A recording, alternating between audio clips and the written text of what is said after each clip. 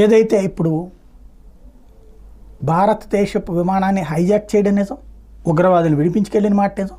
ఆ రోజున అజిత్ దోవల్ కూడా అందులో ఉన్నాడు అన్నటువంటి మాట వాస్తవం. ఆ కమిటీలు వాళ్ళు 15 మందిని విడిపించమంటే చివరికి 7 దగ్గర జరిగినటువంటిది వాస్తవం.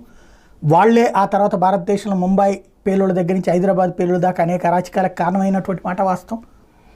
అట్లాంటి వ్యవహారాలకు సంబంధించిన దాంట్లో నువ్వు సినిమా తీయడంలో తప్పే లేదు. కానీ ఎప్పుడైతే అందులో పాత్రదారుల పేర్లను మార్చేసి వాళ్ళని హిందూ పేర్లుగా పెట్టాడో అక్కడ ఎవడైతే ఆ సినిమా వెబ్ సిరీస్ డైరెక్టర్ ఎవడు అనేటటువంటి చర్చ నడిచింది.